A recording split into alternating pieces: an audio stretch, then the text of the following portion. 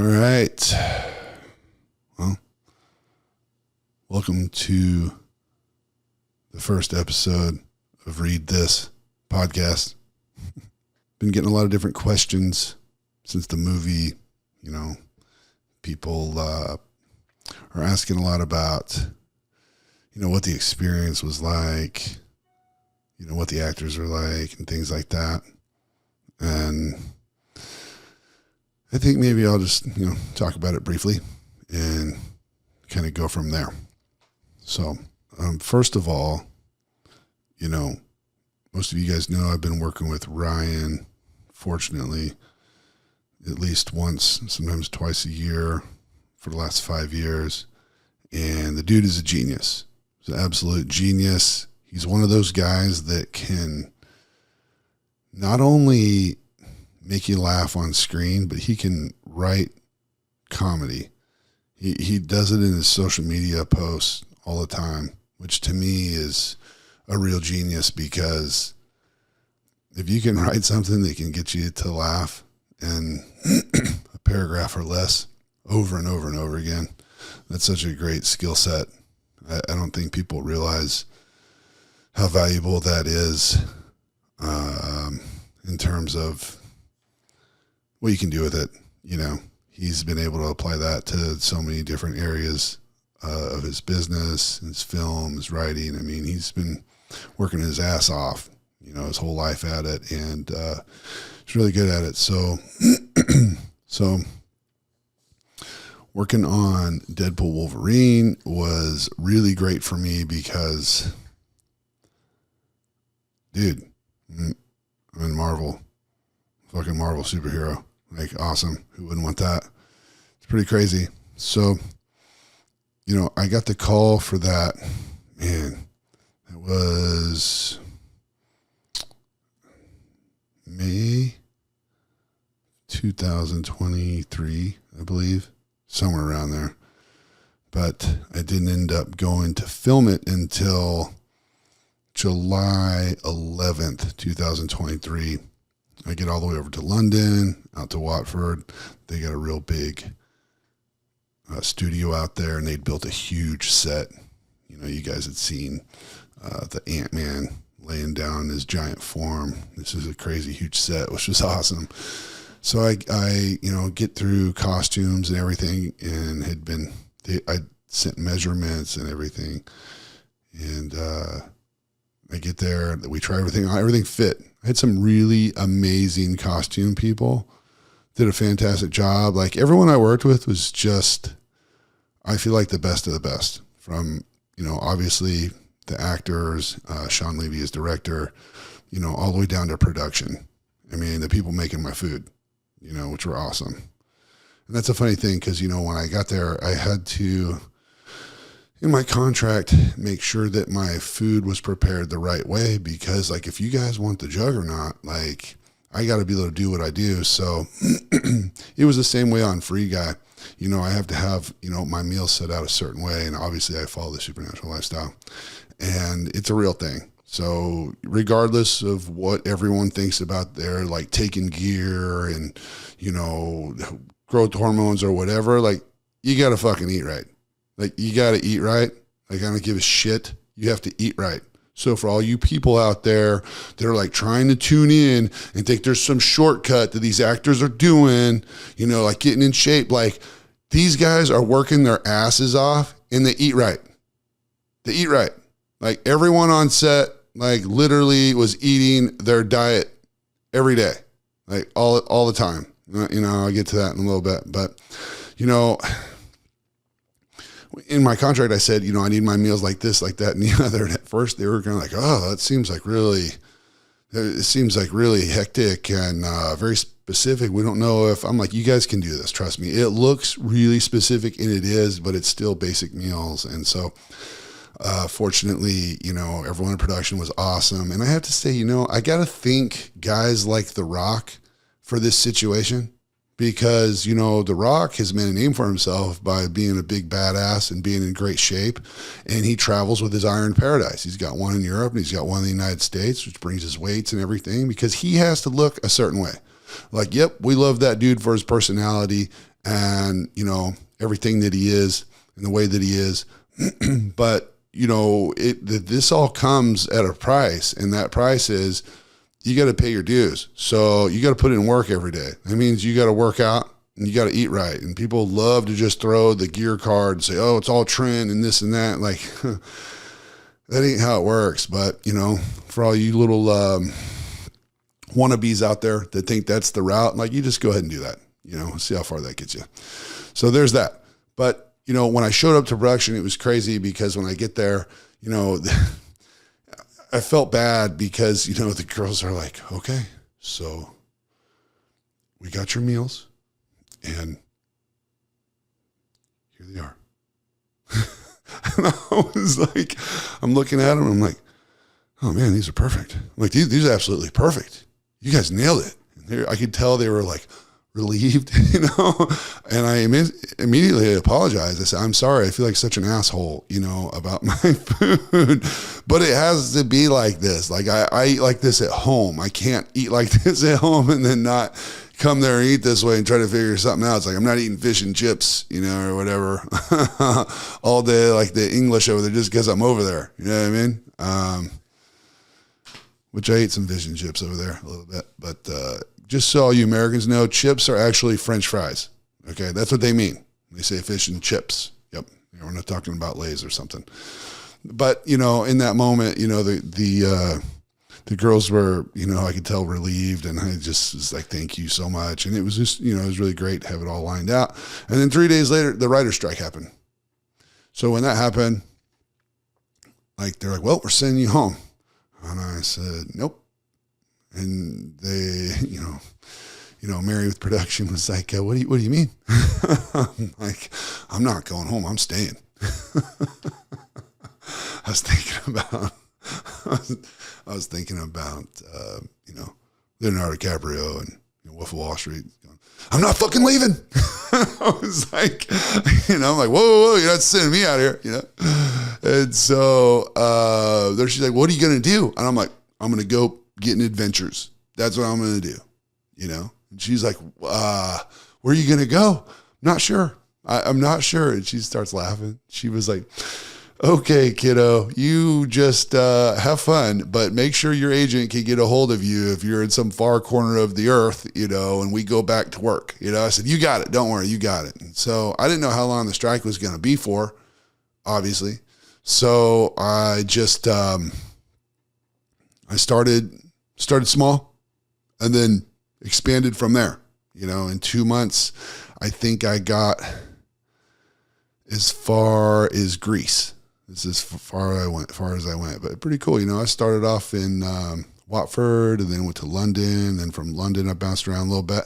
Then I went up to Scotland. I was in Edinburgh, met some really nice folks there. Went all the way up to Inverness. But I'm real big on like not planning ahead. Like everybody's so big on like, oh, you got to plan and like hotels, everything. I'm like, you know what? I make my money online. Like, my supplements are rolling, books rolling. I got everything rolling. Excuse me. I was like, I'm just going to wing it because I've wanted to have a trip like this. Excuse me. My whole life. My whole life. I don't know if you guys are this way, but like, having like a backpack trip is something that I always wanted to do, where I'm just going to go all over Europe with a backpack, And so in this case, I had a little suitcase and I took off. So when I was in Edinburgh, it was great. Hung there for a while, hit some gyms, ran into some people that, knew me from social media and the past stuff I had done, which is cool. Anytime I meet tall guys, there's a good chance like, that's my crowd and they already know about the big guy. So that always makes it fun. But then I went to Inverness, and when I got up there, that's like the Highlands of Scotland. When I got up there, there was a game or something going on, and like there's literally nowhere to get a room. Like I took a train up there. It took me a few hours to get up there on a train. And then I get there, and I love trains, by the way. So I get there, and I couldn't get a room. Every room I tried to get, like I couldn't get. And, one of these local guys, a guy named Kenny, bought me a drink at a local bar. It was really cool. And I remember I made the mistake of saying something about, I'm here in the UK or whatever. And he's like, what we ain't part of the UK. He starts going off, and he was just like, fuck the English and this, da, da, da. And I'm like, oh shit, like I remember watching Braveheart, you know what I mean? And, I guess, some of those, old feuds die hard, huh? And, and it was a real treat for me because I was like, okay, well, my bad, and kind of laughed about it or whatever. But, I couldn't find a room. I was offering places $1,000 to sleep for the night. And I just, there's nothing. So I jumped on a train and I went back to Edinburgh and I hung out there for another few days. And then, from there, I went to Manchester instead of London, decided to check out a different little area and, had a great time, met a little friend over there, which is really, really great. And from there, I went to Spain, and I went to Spain, hooked up with some folks and had some fun. They showed me a great time. And then they actually took me driving from Alicante all the way up to Budapest, Hungary. Really cool. Went through all the countries to get there. It's really cool. A lot of fun. And went to the big bathhouse they have in Hungary, which is really cool. That's a different kind of setup. It was a lot of fun. It was really neat, Hungary, Budapest is a beautiful place. And Hungarians are cool. I feel like they're cool people. They seem very straightforward, kind of like a masculine culture, and just liked it. So from there, I went to Berlin, Germany. They lost my bag there. It was a disaster. It was just a fucking pain in the ass. Like while I was there, I had my computer in my bag, so I knew exactly where my bag was. And there was like some kind of weird hustle going on. They were trying to act like my bag wasn't like 15 feet away from me when I was telling them I wanted my bag. They're like, oh, it's in Munich and we lost it there. I'm like, no, it's right here on my phone. I'm showing you. It's right over there in that room, this area somewhere. And it was a whole thing. They wouldn't give me my bag back. And so I had to like wash my underwear and socks in the sink and shit. And bought some more clothes, but the underwear and socks was something like, like I got big feet and I got big legs and they rub together. So I got to wear certain stuff, so that's how that went. And it took me about 3 days to get my bag. And by the time I got it, I was kind of over it. I'd, met a kid there that kind of took me around. We jumped on some bikes and, people in Germany like to party. It's a party spot, for sure. They, I found something really interesting when I was there. So they have like these, looks like photo booths that you can get into, and they're big enough for like 3 people, maybe. And then you can close it and I think lock the door, and then you play music in there. And just like, it's like a little party booth.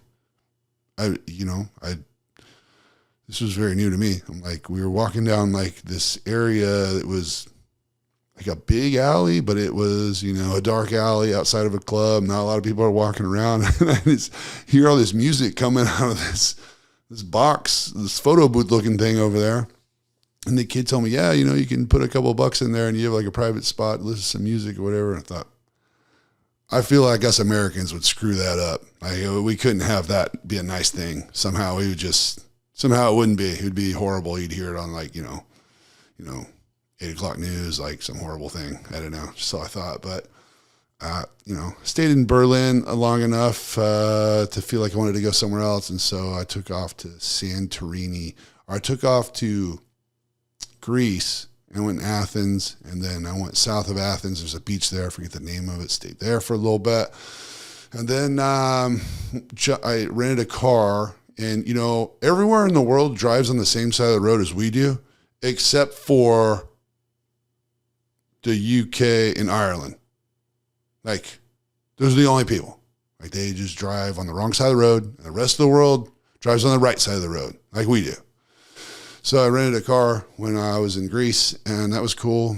Got loaded up on a ferry, and got off that ferry, and it took me to Santorini Island.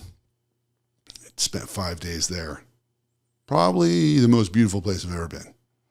And the food is amazing. Greece, hands down, best food in the world.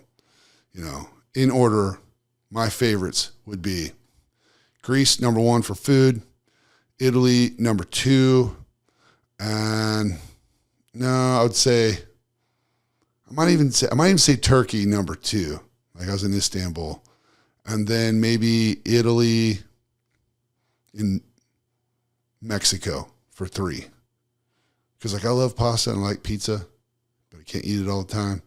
The same way, like I love Mexican food, love tacos and burritos and tamales, enchiladas and stuff, but I eat it all the time. But there's some good food in Mexico. People don't realize how good the food is in Mexico. You guys say what you want, but like the worst food in the world is right here in the US of A. Like we have the worst food. We literally have the worst food on the planet right here. Like that is horrible. That is such a horrible thing to say. America, you know, dead last for our food supply. One of the largest countries in the world, one of the largest amounts of farmland, worst food, like guaranteed to make you fat and sick if you eat American food long enough. You know, it's to the point where I don't even really like eating vegetables so much anymore because of the shit they spray on it. And I can taste it. Same with my fruits. I can taste it. You know, and when it comes to the meats, you know, I do my best to get, you know, grass-fed, no antibiotics, no crazy hormones and shit, but I do my best, you know, but half that stuff that you're eating at restaurants, that's what you're getting. And, you know, I've been seeing now that they're even like here in the States, they will color the meat to make it look fresher and better and all these things. And it's just like, when will it stop? When will it stop? I recently just saw a video of a guy from Italy that is here in the States. And he said he stopped eating pizza. He said, not because he doesn't like pizza, just because it made him sick and it made him feel sluggish and slow. And I'm saying that all the time. Like when I was in Italy, that was the thing I noticed. Like I could eat pizza and pasta and it was the same as like eating steak. And I could eat the breads with the wine and I could mix my sugars and fats a little bit and like, or quite a bit. And it just didn't hit the same. Over here, you do that, tired, instantly tired. Try that, you're tired. And it turns out, so this guy from Italy has pinpointed it down to the potassium bromate. Potassium bromate, which is some type of agent to make bread rise here in the United States. They put it in everything. It's in the flour. And it's considered a toxic chemical in Europe. It's toxic to consume. Since 1990, it's been that way. Europe will not allow this into their flour for any of their baking goods. But yet, we don't care. No big deal, you know? Maybe we can just, you know, get another prescription from Big Pharma to help us fix how to digest this gnarly chemical that's tearing you up. So anyway, this guy from Italy opened a restaurant, you know, making pizzas, and he gets his flour from Italy. Is that what we got to do? Is that what it's going to take, folks? So we have one of the greatest countries in the world, one of the richest countries, rich with nutrients and livestock, and we got it all here. And we got to bring in food from other places so we don't poison ourselves, so we don't get sick. Is that what we got to do? Is that the move? It's ridiculous. You know, I constantly talk about this because like everyone that decides to just live here and not talk about this and not make this a thing, like you're all going to get cancer, like all of you. Yep. Grandma, grandpa, everybody's going to get cancer and going to die from that because everyone is allowing these huge companies, okay, to dictate what goes in our food and what doesn't. You know, you got to understand something. The way it works is if enough of us make a big stink and say, we're not going to buy flour in the United States anymore because it has this chemical in it that's poisonous and carcinogenic, it's going to hurt us and cause cancer, and we start importing, you know, flour from other places, well, guess what will happen? The FDA will swoop in and say, oh, wow, you know, like well, we got to do something here, because what really will happen is the big food companies will say, wow, we've lost $5 billion in revenue because people don't want to eat our flour anymore. So they go to the FDA, and the FDA says, well, yeah, it's because, we're allowing this chemical, but if you take this chemical out, it's going to cost you X amount of dollars. And they're like, wait a minute. So we lost 5 billion, but it's going to cost us potentially 3 billion and we can get our revenue back. Like, yeah, you'll still be up $2 billion. So the way they look at it is like, okay, so then now it's worth it. So then they make the move, and then we'll get rid of it, and we'll get rid of it only because of a numbers game, not because somebody gives a shit about you. That's what we have here in the States. And it's unfortunate because the more I travel and the more I'm exposed to other countries, there's so many things that other countries do much better than us. Okay. There really is. Like, here in America, we're taught we're just the best at everything, but maybe at one time we were. I like to believe that. I like to believe at one time we were just badass at everything. Let's just go all the way back to 1945 when we won World War II. We'll just say right then and there, we were badass. We were number one. We had the hydrogen bomb, which is nuclear technology, and we decided to help rebuild the world instead of destroy it. Okay, right there, we were badass. We had it together. But then quickly, we're a consumer nation. We're a nation of consumers. And so many people, come over here and, want to start a business, live the American dream, make all this money. Well, it's great, but things have changed, Now our food, is all of it is poisoned or GMOs. Our water has got a bunch of shit in it. So you could might as well say that's poison. So unless you're doing some crazy filter system, like, drinking the water is not a good idea. Plastics, the BPA plastic and stuff, the residues that come off in the water, everything's stored in, that's bad for us.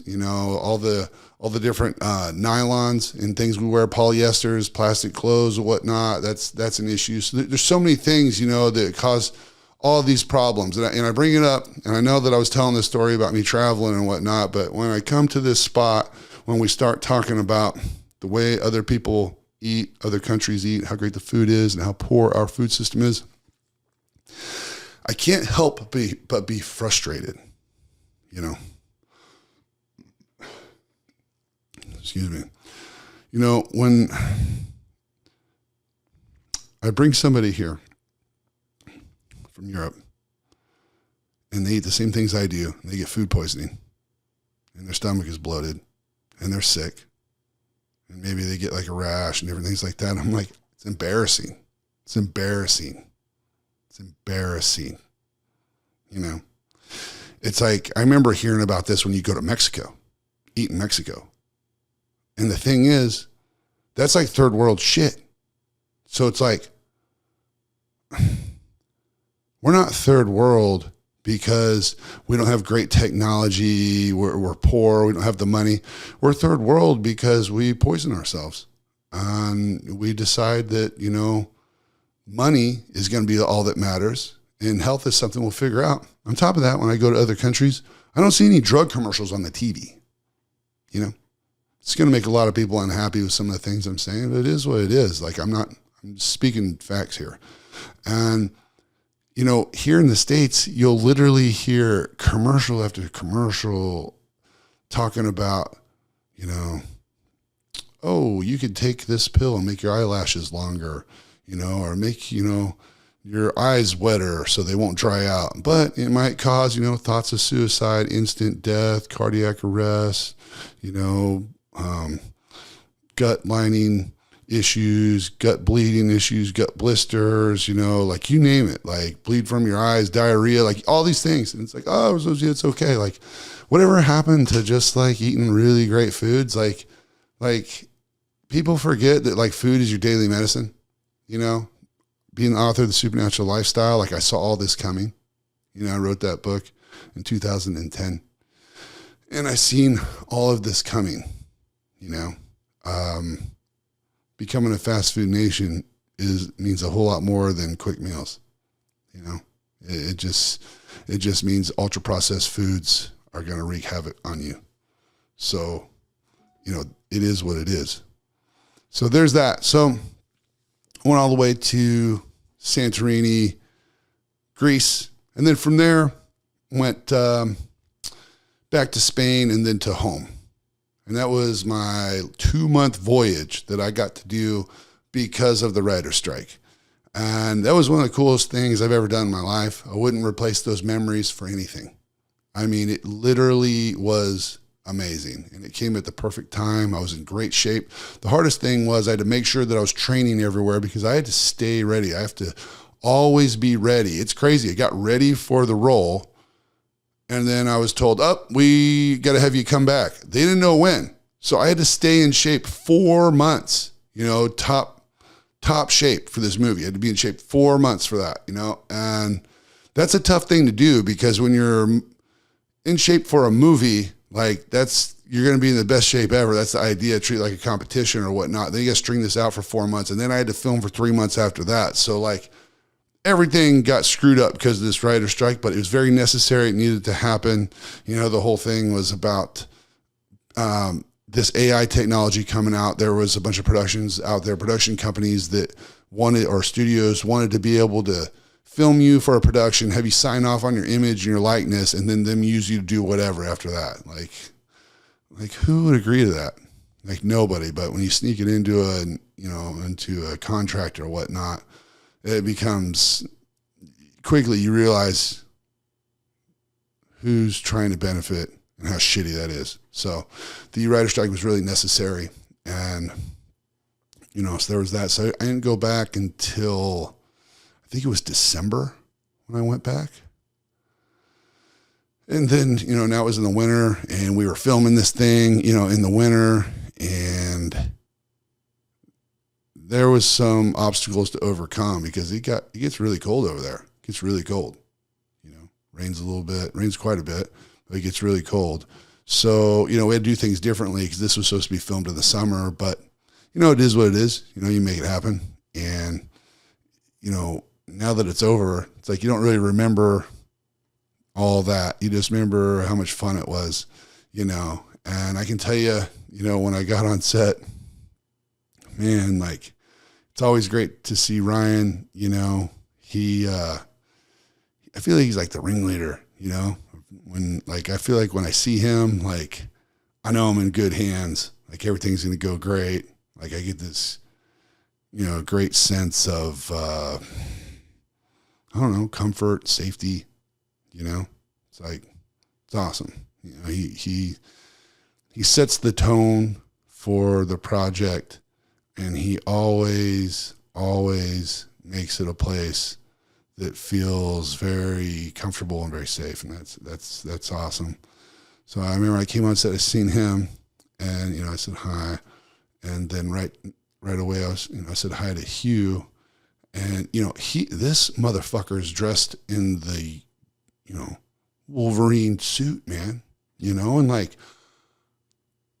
guys, I grew up a Marvel fan, grew up reading comic books, forever. And when I was a kid and the cartoons came out on Saturday mornings, I was up eating Lucky Charms, watching that shit. You know what I'm saying?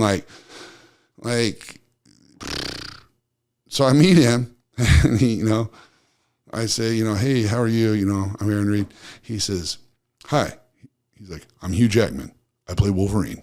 I was like, I got it, And in that moment, I thought, what a good dude, humble guy. And I thought, I could tell right there what kind of person he was. And he remained to be the same the whole way through.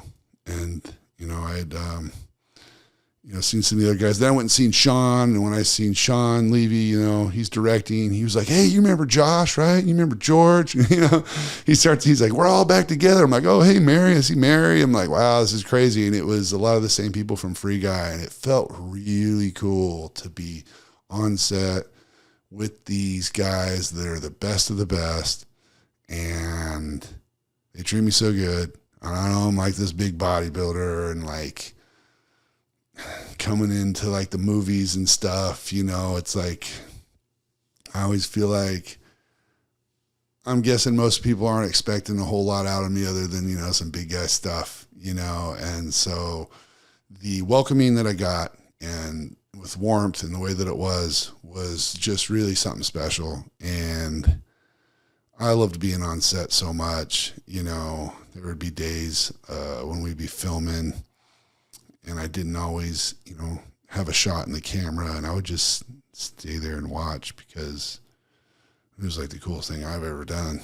You know, like I felt like a kid, you know, like I'm living in a comic book, like this is it, you know, and then there's like so many characters there, you know, like I met Jennifer Gardner at the gym, and she's super sweet, came over and said hi, and I just was like, right on, you know, she's super sweet. And, you know, she introduced herself, and then her stunt double, you know, same stunt double she's been using since she filmed Elektra, which is awesome.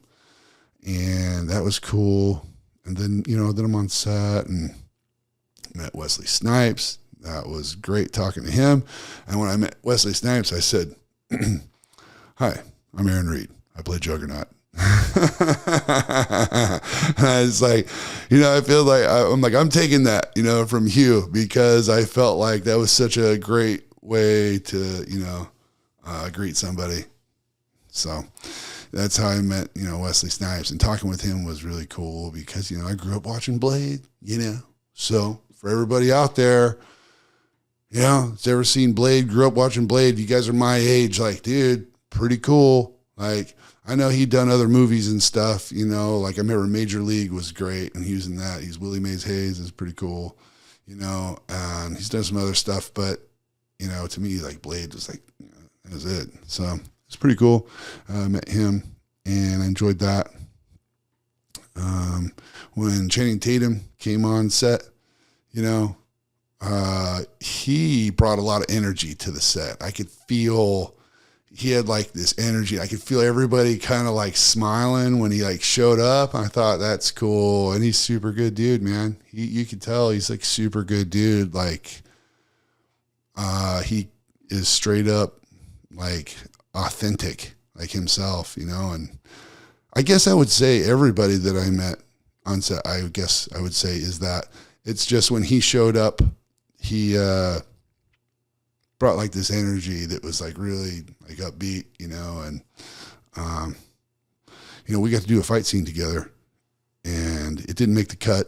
So I'm hoping that, it's going to be maybe in the deleted scenes or maybe a director's cut or something like that. Because like, first of all, I've always been a Gambit fan, okay? Pretty crazy for me. That was always one of my favorite characters, you know, because the cartoon series really had Gambit up in the mix a whole lot, and I just always thought he was cool, you know? And so I love that character, and I think Chan nailed it. And so, you know, we had some fun filming, you know, our fight scene and stuff, and I just, like I said, hope that it make the deleted scenes, hope it made the cut. But, you know, we'll see, you know, either way. And who else? You know, the girl that plays X-23, you know, Logan's daughter, you know, she's fantastic. Obviously, you know, she, you know, cut my head off, which wasn't the greatest thing ever, but she did it so well, okay? And she's super great, and, you know, she's got a very bright future, for sure. I mean, she obviously started so young, and, you know, I think we're just going to see her continue to evolve as an actress, and we're going to see her doing more and more stuff. And I'm definitely rooting for her and cheering for her because she's a real sweetheart. That was cool. Who else was on set that I'm forgetting? You know, the guy that played Russian is my boy named Billy Clemens, and he was a stunt guy for the most part, and they had him play the Russian. I'm stoked because that dude is cool. You know, I typically get along with, you know, the stunt guys right away because they're so physical. So right away we're kind of all have that. And, you know, him having a role, you didn't really get to see his lines. They cut his lines, but I thought he did a great job with his lines, his accent, everything sounded really good, you know. him being this variant, I know he didn't look like the version before. I guess everybody's, kind of comparing him to the Kevin Nash version, which, he did a great job. Obviously, Kevin Nash did a great job of that. But this is like a variant, so, a different situation. But I really thought, Billy, I thought you nailed it with your lines and your scene. Thought it was awesome. Hope that's in the deleted scenes. Hope we get to see that. That was, I don't want to do a spoiler here, but hopefully we see that in the deleted scenes. That's all. I'll leave it there. So there's that. What else? I worked with a lot of the other characters and stuff, but it was pretty crazy. It's all a lot of fun. I think,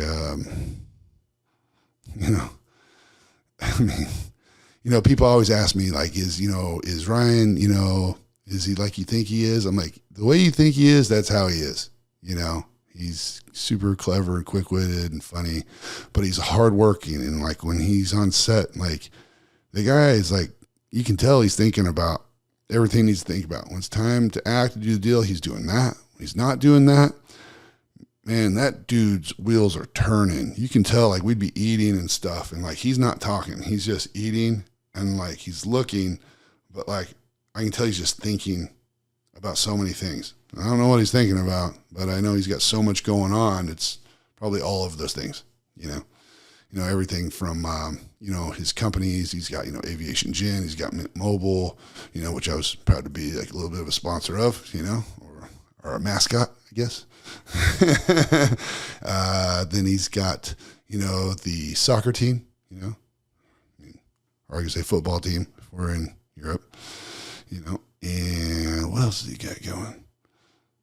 He's got his production company, and there's a whole lot going on with that and everything going on there. So it's a lot. So I know that when he was on set, I can tell he's thinking about a lot of different things, working with Sean, dude, Sean is like super intense because he's like, he has the vision, and like me being able to see how he is and realize how it's supposed to go is awesome, because Sean is great for these huge productions, because like, man, he'll like play music for your scene and stuff, and he'll be like shouting at you, all right, music. Okay, you're super excited.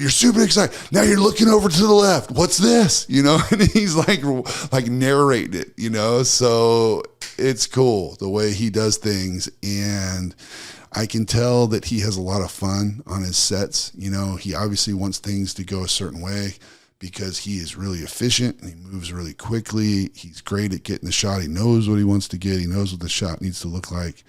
And, working with him is just, man, I've been just pretty fortunate, like, Sean, you're the man. So, so that's great, and so, people ask me all the time, like, what's Hugh Jackman like? Man, like, he's like the nicest guy. Like, he's like the best guy. Like, he literally, I can tell when he comes on set that he wants to say hi to everybody. Like, genuinely wants to. Like, and, everyone, he's talking to the production, he's talking to the actors, everyone, obviously director, the 2AD, everyone sees, like, he'd whip out these little scratch tickets and he'd give these to everybody, and he'd say, he's like, hold on. I walk up to him, he's like, hold on. He's like, you see that? That's a winner. I'm like, okay, all right. And it winks at me, and he's got his little headphones in. He's like getting ready for stuff. And I'm just like, that dude's the man. Awesome. Really, really awesome. Such cool vibes. Like, I got more stories, but I'll save those for other times, another time. But, it was so much good stuff. And it was so much fun, working on this project, and now seeing it, it just crushed it. #1 rated R movie of all time. Pretty crazy. I know I'm just a small part of it, but man, it just feels like a real blessing, And just little old Minko, Oklahoma boy, doing the best that I can out here, trying to make a name for myself and make it happen. And it's been going pretty good. Been pumping these weights to the promised land. And that was the right choice. When I told, my mom when I was a kid what I wanted to do, it's clear to me now I made the right choice. These have been going so good. So I think I'm going to leave that here, and I'll take some questions and whatnot for the next one. But I think that's enough. So hope you enjoyed it. It was fun for me. Eat right, train hard, stay focused. Don't be a sissy.